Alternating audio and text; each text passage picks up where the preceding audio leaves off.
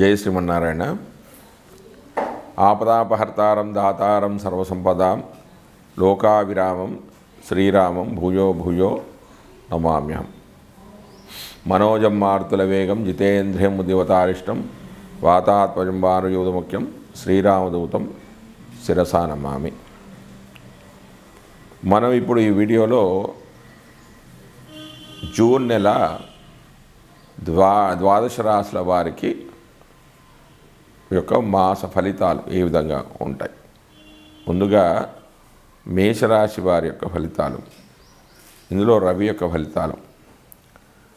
రవి ఈ నెల 15వ తారీఖు వరకు వృషభ రాశిలోను, దాని తర్వాత 16 నుంచి 30 వరకు మిథున రాశిలోను సంచారం చేస్తున్నాడు. అంటే మేషరాశి వారికి 2వ స్థానం అయింది, తర్వాత 16 నుంచి 3వ స్థానం అయింది.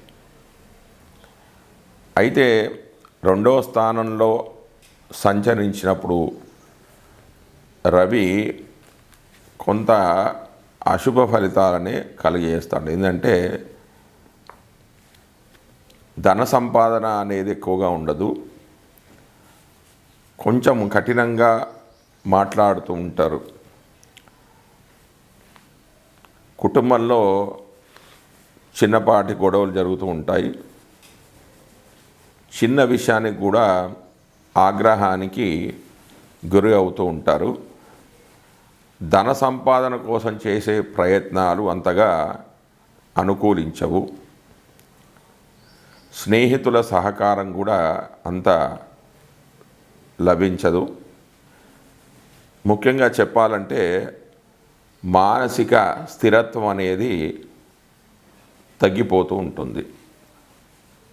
ఇక 3వ స్థానంలోకి రవి ప్రవేశించినప్పుడు, అంటే 16వ తారీఖు నుంచి 30వ తారీఖు, అంటే నెల 2వ భాగంలో 3వ స్థానములో ప్రవేశించినప్పుడు శుభ ఫలితాలు కలుగుతాయి. అంతేకాకుండా మిథున రాశి రవికి మిత్రక్షేత్రం కాబట్టి కొంతవరకు శుభ ఫలితాలు అనేవి కలుగుతాయి. అదేంటంటే ఇంతకుముందు ఉన్న భయాలన్నీ కూడా కొంత తొలగిపోతాయి. ధైర్యంతో ఉంటారు. సోదరుని మూలకంగా వాళ్ళతో ఇంతకుముందు ఉన్న గొడవలన్నీ కూడా తగ్గిపోతాయి. ఇతరుల యొక్క సహకారం అనేది లభిస్తుంది. చిన్నపాటి ప్రయాణాలు చేస్తారు. ప్రయాణాలు చేయడం ద్వారా అవి లాభాన్ని కలిగిస్తాయి.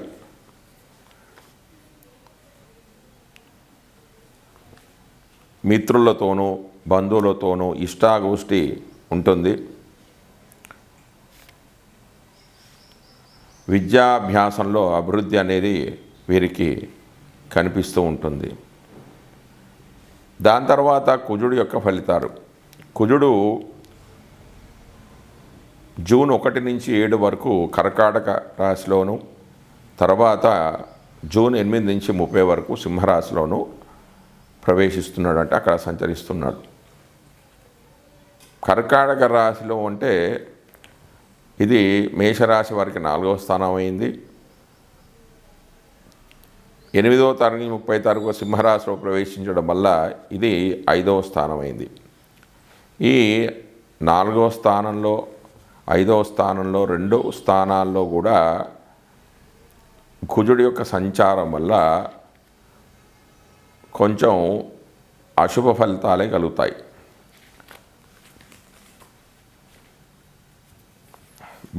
చతుర్థ స్థానంలో సంచరించినప్పుడు మాతృ సౌఖ్యం అనేది ఉండదు. విద్యాభ్యాసంలో కొన్ని ఆటంకాలు అనేవి ఏర్పడతాయి. సరైన సమయానికి భోజనం అనేది చేయలేకుండా ఉంటారు. వాహన ప్రమాదాలు ఏర్పడే అవకాశాలు కూడా ఉన్నాయి. కొత్తగా గృహాన్ని నిర్మించుకోవాలన్నా, భూములు కొనాలనుకున్నా కూడా వారికి ఆటంకాలు ఎదురవుతూ ఉంటాయి. వారు కోరుకున్న భూమి అనేది వారికి లభించకపోవచ్చు. గృహ నిర్మాణ పనులు అనేవి కూడా ఆగిపోతూ ఉంటాయి. 4వ స్థానం చెడు స్థానం అయినా కూడా అంతగా చెడు ఫలితాలు అనేవి జాతకుడు పొందడు. ఎందుకంటే ఈ కర్కాటకం అనేది కుజుడికి నీచ స్థానము. ఇందులో కుజుడు కొంచెం బలహీనంగా ఉంటాడు కాబట్టి చతుర్థ భావానికి సంబంధించిన చెడు ఫలితాలు అనేవి చాలా తక్కువగా ఉంటాయి. దాని తర్వాత ఇక 5వ స్థానంలోకి ప్రవేశించినప్పుడు, అంటే సింహరాశిలోకి ప్రవేశించినప్పుడు, అంటే జూను 8 నుంచి 30 వరకు సింహరాశి అనేది కుజుడికి మిత్రక్షేత్రం అయినప్పుడు సరైన ఆలోచనలు రావు. సంతానమూలకంగా కొంచెం ఇబ్బందులు అనేవి ఉంటాయి. కోరికలు అనేవి అంతగా తీరవు. చేసే ప్రయత్నాలు అంత సఫలీకృతం అనేవి కావు. దాని తర్వాత బుధుడు యొక్క ఫలితాలు. బుధుడు జూన్ 6 వరకు 2వ స్థానంలోను, తర్వాత 7వ తారీఖు నుంచి జూన్ 7 నుంచి 22 వరకు తృతీయ స్థానంలోను, దాని తర్వాత 23 నుంచి 30 వరకు 4వ స్థానంలో సంచరిస్తున్నాడు. అయితే మొదటి వారము చివరి వారము మాత్రం బుధుడి యొక్క సంచారం వల్ల శుభ ఫలితాలనే కలుగుతాయి. అంటే పూర్తిగా చెప్పాలంటే ఈ రాశి వారికి ఈ జూన్ నెలలో మిశ్రమ ఫలితాలు అనేవి ఎక్కువ జరుగుతాయి. అంటే శుభ ఫలితాల కంటే అశుభ ఫలితాలే ఎక్కువగా జరుగుతాయి. ఇక శుభ ఫలితాల గురించి ఆలోచిస్తే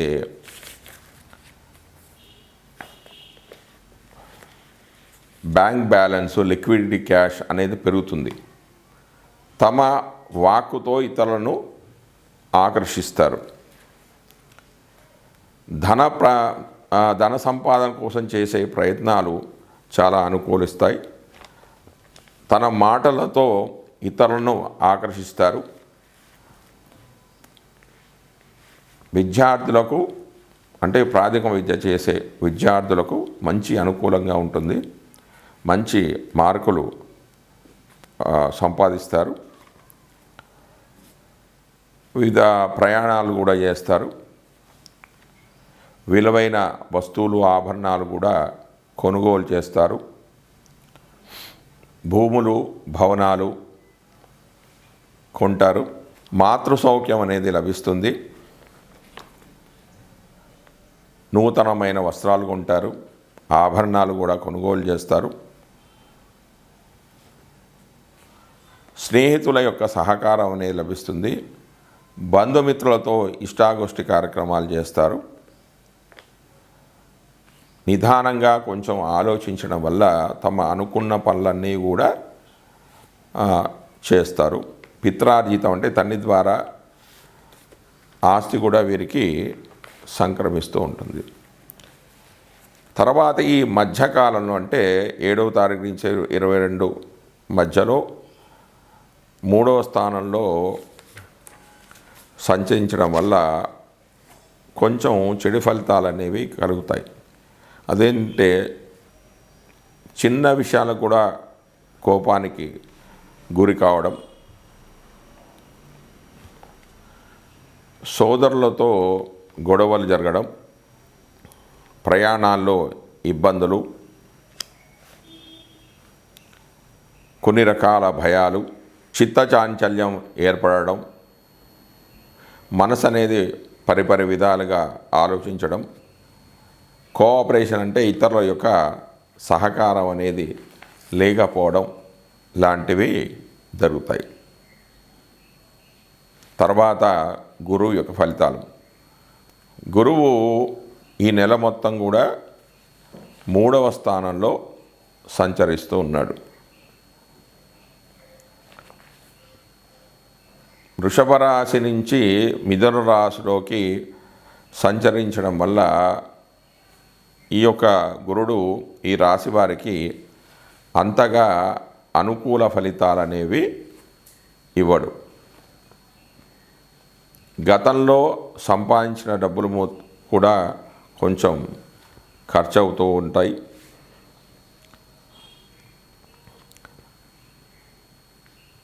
అకారణంగా బంధువులతో వైరం అనేది ఏర్పడుతూ ఉంటుంది.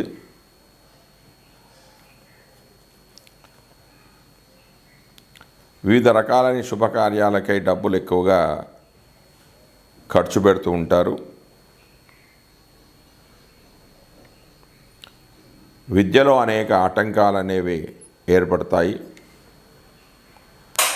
తన తోటి వారి యొక్క సహకారం అనేది లభించదంటే కింద స్థాయి వారి యొక్క సహకారం అనేది వీరికి లభించకపోవచ్చు.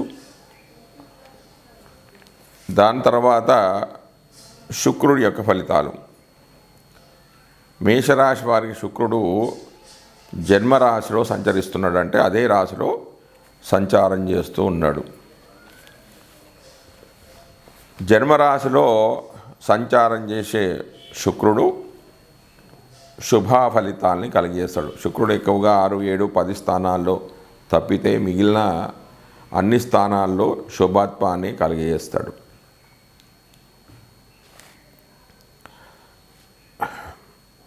ముఖవర్చస్సు అనేది పెరుగుతుంది. ఆత్మవిశ్వాసంతో అన్ని పనులు కూడా పూర్తి చేస్తారు.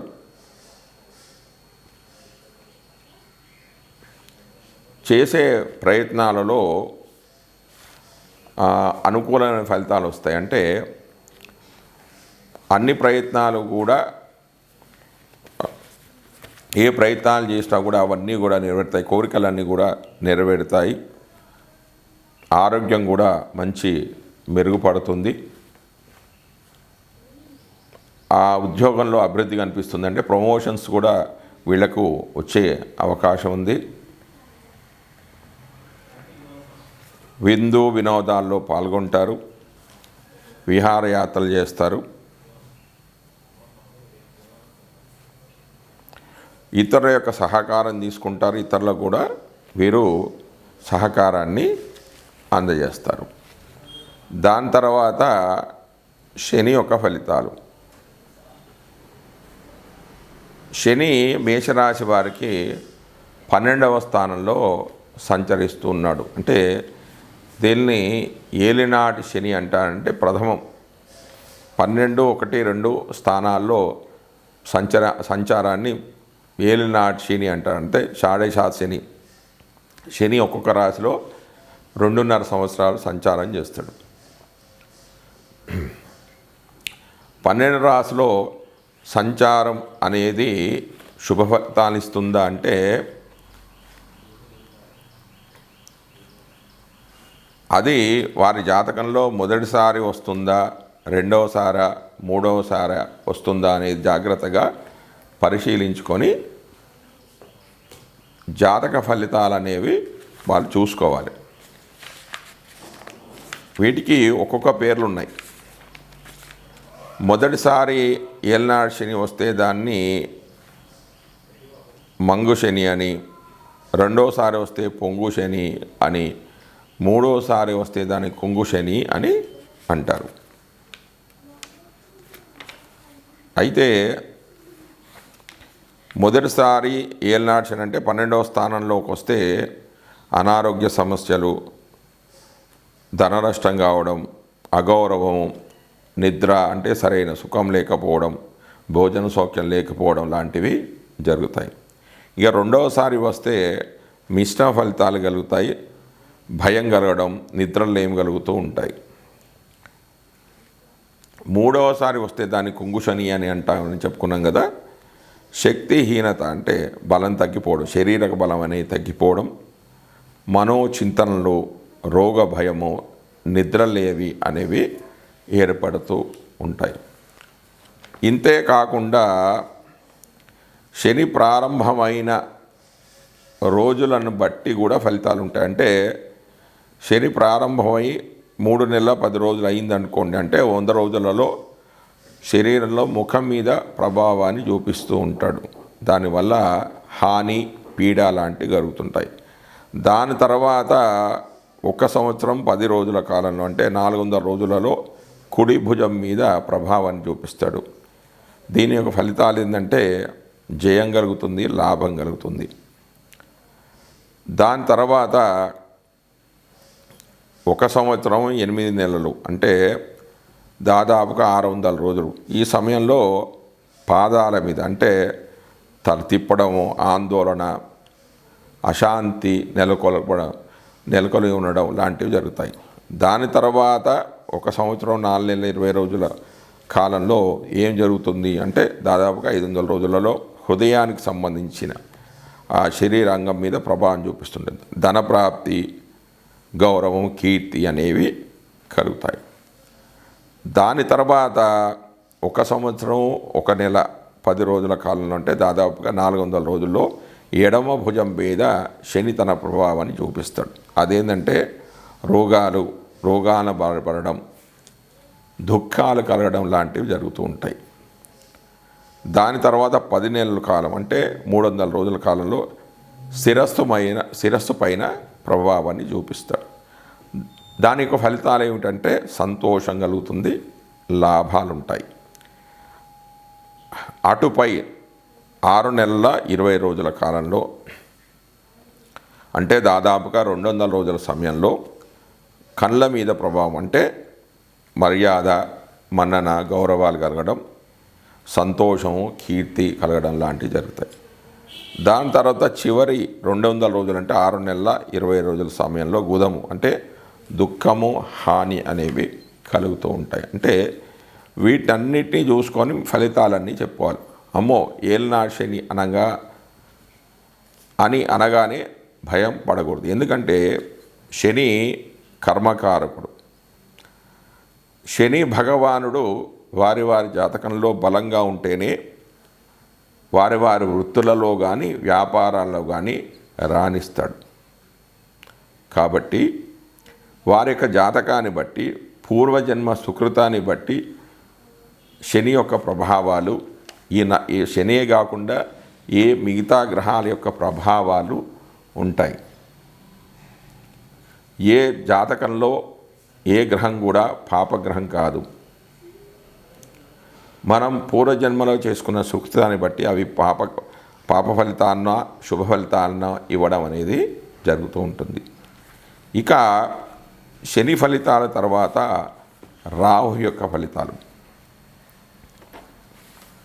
రాహువు మేషరాశి వారికి 11వ స్థానంలో సంచరిస్తున్నాడు. అంటే లాభస్థానంలో సంచరిస్తున్నాడు. నవగ్రహాల్లో 9 గ్రహాలకి ఏ గ్రహం అన్నా 11వ స్థానంలో ఉంటే అవి శుభ ఫలితాలే కలుగుతాయి. అత్యంత శక్తివంతమైన గ్రహము అంటే బలమైన గ్రహము రాహు కేతులు. అంటే రవిచంద్రుల కంటే బలమైన గ్రహాలు రాహు కేతువులు. ఎందుకంటే గ్రహణాలు పడినప్పుడు రవిచంద్రులు కూడా తమ యొక్క శక్తిని కోల్పోతారు. ఇక చూడండి, ఆ గ్రహాల కంటే రాహు ఎంత బలవంతుడో మనం అంచనా వేయచ్చు. ఇక అలాంటి బలమైన రాహుగ్రహము 11వ స్థానంలో ఉంటే ఎలాంటి ఫలితాలు వస్తాయంటే ఆ రాబడి అనేది పెరుగుతుంది, అన్ని విధాలుగా లాభాలు ఉంటాయి. ఇక కొందరు లాటరీలు, గుర్రపు పంద్యాలు, స్పెక్యులేషన్ ఇందులో పెట్టిన వాళ్ళకి కూడా చాలా లాభాలు ఉంటాయి. ధనార్జన పెరుగుతుంది. స్నేహితుల ద్వారా కొన్ని పనులు పూర్తి చేస్తారు. పిల్లనిచ్చిన మామ వల్ల కూడా లాభం ఉంటుంది. వారి ద్వారా కూడా కొంచెం డబ్బులు అనేవి లభిస్తాయి. జ్యేష్ఠ సోదరి మనలతో కలుసుకుంటారు. వాళ్ళతో సంతోషంగా ముచ్చటిస్తారు. ఉపాసనా బలం, సాత్విక ఉపాసన బలం అనేది కూడా పెరుగుతుంది. ధనార్జనలో పటుత్వం అనేది పెరుగుతుంది. అంటే ఇంకా ధనార్జన అనేది పెరుగుతుంది. పూర్వీకుల నుంచి అంటే తాత నుంచి కూడా ఆస్తి, ఆభరణాలు కూడా వీరు సంపాదిస్తారు. కొన్ని సందర్భాల్లో స్త్రీ మూలకంగా కూడా ధనం అనేది లభించే అవకాశాలు ఉన్నాయి. ఇక తర్వాత కేతు యొక్క ఫలితాలు. కేతువు మేషరాశి వారికి పంచమంలో సంచారం చేస్తున్నాడు. పంచమంలో కేతు సంచారం వల్ల అశుభ ఫలితాలే ఎక్కువగా జరుగుతాయి. అంటే సంతాన మూలకంగా ఇబ్బందులు ఉంటాయి, సరైన ఆలోచనలు అనేవి రావు, విద్యలో ఆటంకాలు అనేవి ఏర్పడతాయి, బుద్ధిమాంద్యం అనేది ఏర్పడుతూ ఉంటుంది. పితృధనం అన్నది లభిస్తుంది, కానీ అదేవిధంగా అవి ఖర్చు కూడా అవుతూ ఉంటాయి.